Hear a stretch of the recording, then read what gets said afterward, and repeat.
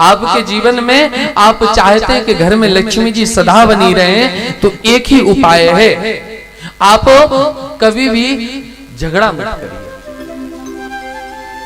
एक बार एक सेठ के यहां से रात्रि के 12 बजे एक दिव्य आभा प्रभा की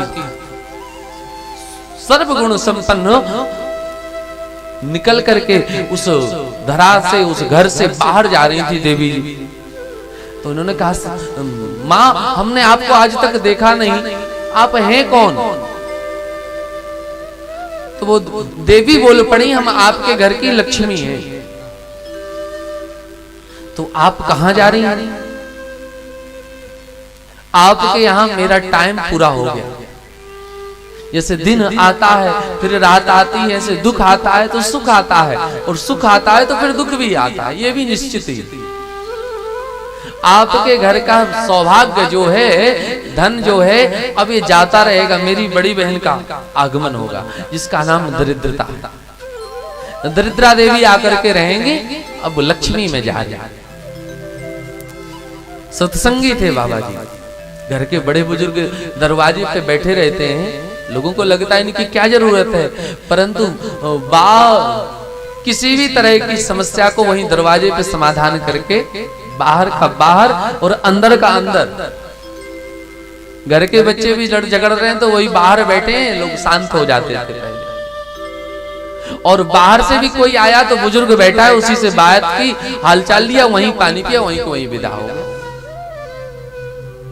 महात्मा के संग में रह करके सत्संगी थे। उन्होंने कहा, देवी जी आप जा तो रही हैं, जाइए, हम आपको रोक नहीं सकते हैं, परंतु कृपा करके इतना कर दीजिए, आप जाएं तो एक आशीर्वाद दे दीजिए, मेरे परिवार में, मेरे बच्चों में कभी कोई झगड़ा ना हो, कभी कोई कलह ना हो।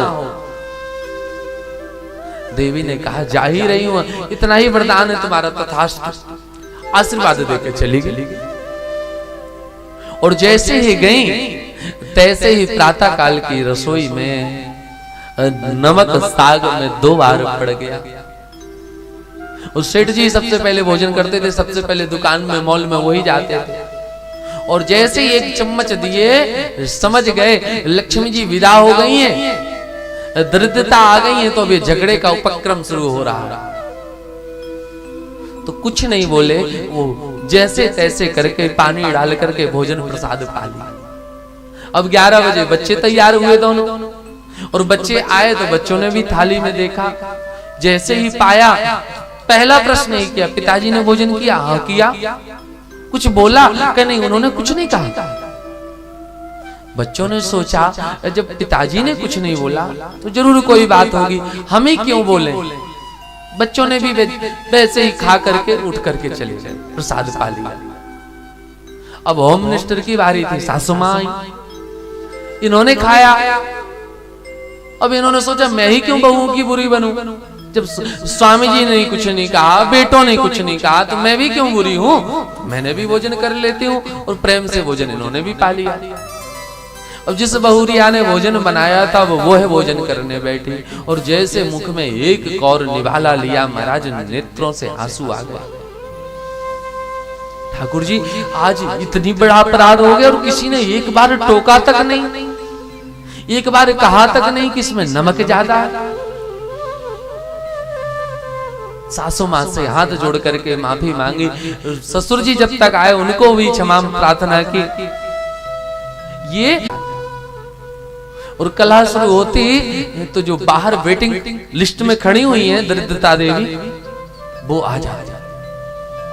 दरिद्रता को क्या पसंद है? खट्टा पसंद है। नींबू मिर्ची जो बाहर लटकाते हैं ना, इसीलिए लटकाते हैं कि देवी यहीं आप अपना फेवरेट डिश खाइए और यहीं से लौट जाइए, अंदर मत।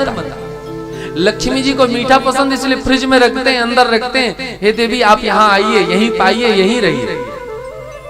3 दिन तक प्रतीक्षा की कि महाराज घर में झगड़ा हो, लड़ाई हो, कुछ कलह हो तो मैं भी जाऊं। 3 दिन बाद रात्रि के 12 बजे वही देवी जो गई थी वो छम छम करते हुए आई। महाराज हे जगत जननी आप फिर पुनः पधारी, हम तो कृतार्थ हो गए। आपने तो कहा था मैं 12 वर्ष लौटूंगी, 12 वर्ष बाद आऊंगी, अब तो 3 ही दिन में आ गए। लक्ष्मी जी ने कहा हम तुम्हारी चतुरता को, तुम्हारी चतुराई को जान गए हैं और इससे हम प्रसन्न भी हैं। तुमने जो ये घर में लड़ाई ना हो, कलह ना हो, ये वरदान मांग करके परोक्ष रूप में तुमने मुझे ही मांग लिया था। ना घर में झगड़ा हुआ, ना लड़ाई हुआ, मेरी बहन दरिद्रता लौट के चली गई और ये लक्ष्मी अब आज से तुम्हारे घर में नित्य रहेगी। और माँ लक्ष्मी आकर के विराजमान। ये है कलह ना करने का परिणाम। जहां सुमति तहां संपत्ति ना, और जहां कुमति तहां विपत्ति निधान। सब्सक्राइब करें हमारे YouTube चैनल साधना गोल्ड को और पाएं वीडियो सबसे पहले। और हाँ, बेल आइकन दबाना ना भूलें।